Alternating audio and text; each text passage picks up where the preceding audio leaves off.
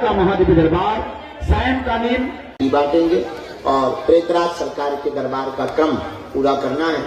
तो अभी थोड़ी देर में हम आज्ञा दे देंगे, सुबह प्रेतराज सरकार का दरबार लगाया जाएगा या शाम को, ये आपको सुबह बता दिया जाएगा। अगर सुबह अर्जी वाला दरबार लगेगा तो शाम को प्रेतराज सरकार का दरबार लगेगा, सुबह अगर प्रेतराज का लगेगा तो शाम को अर्जी का लगेगा। जो भी गुरुदेव भगवान की प्रेरणा लगेगी उस प्रेरणा अनुसार हम आपको सूचित अभी थोड़ी देर में कर देंगे। आज के दरबार को प्रारंभ करने के पहले रात्रि काल के सत्र में उपस्थित जितना भी जनमानस है, हनुमान जी के सब लाडले भगत हैं, आप सब बालाजी के भगत हैं। एक बात आप सिद्धांतिक रूप से मान लीजिए, आप आए नहीं हैं, बालाजी के द्वारा बुलाए गए हैं। तो जब आप बुलाए गए हैं तो ना आप टेंशन लो ना हम ले, जिसने बुलाया है उसने अपने लेवल से बुलाया होगा। दो प्रकार से जाया जाता है, एक अपने द्वारा, एक किसी के द्वारा बुलाया गया। अपने द्वारा किसी भी शहर में जाने पर व्यवस्था खुद को करनी पड़ती है। जैसे मुंबई हम जाएं तो फिर गाड़ी की व्यवस्था हम करेंगे, कमरे की व्यवस्था हम करेंगे, होटल की व्यवस्था हम करेंगे, रुकने की व्यवस्था हम करेंगे, आने की टिकट की व्यवस्था हम करेंगे, जाने की टिकट की व्यवस्था हम करेंगे। अब हमें कोई मुंबई बुलाए तो हमारी टेंशन खत्म।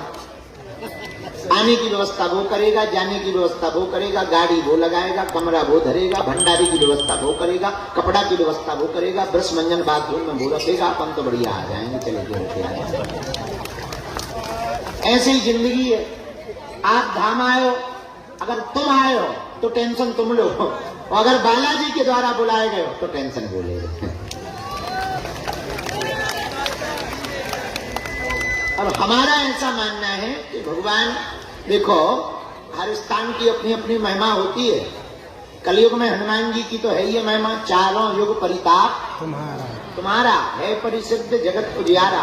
हनुमान जी का चारों युगों में प्रताप है, तो उन्हीं हनुमान जी वीर बजरंगबली का यह पावन पुण्य धाम, जहाँ सन्यासी बाबा ने 1.25 करोड़ हनुमान चालीसा का पाठ करके तप किया, जप किया, जिनके पुण्य के प्रभाव से यह प्रतिभा आभा प्रभावित हुई।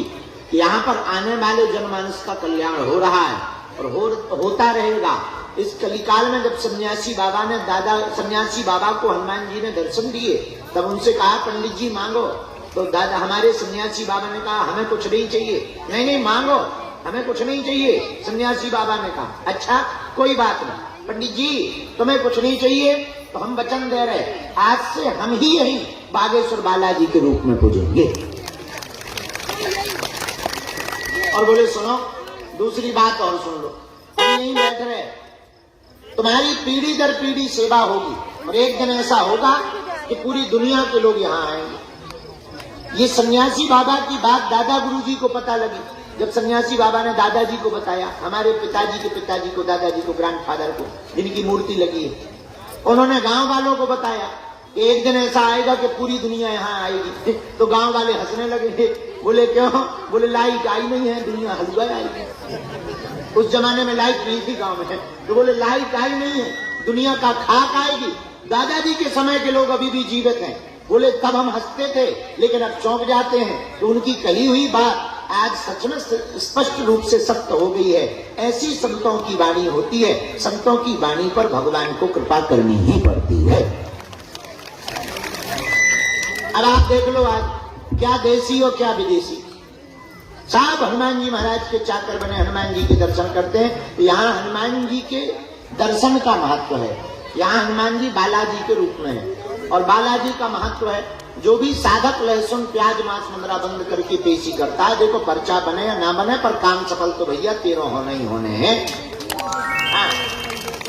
उसको कोई रोकने वाला, रोग हो, संकट हो, बाधा हो, व्याधि हो, पीड़ा हो, नासे रोग हरे सब।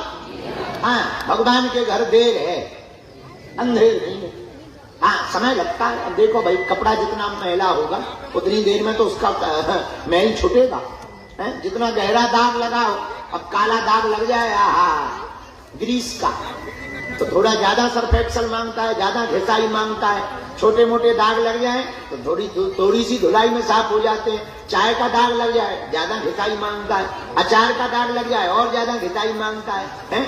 मान लो छोटी मोटी धूल लग जाए तो वो तो पानी में डालने से ही सही हो जाती है। तो कुछ लोग हमारे पास आते हैं, महाराज हम तो इतने दिन से आ रहे, हम पे कृपा नहीं हो रही, फलाना एक बार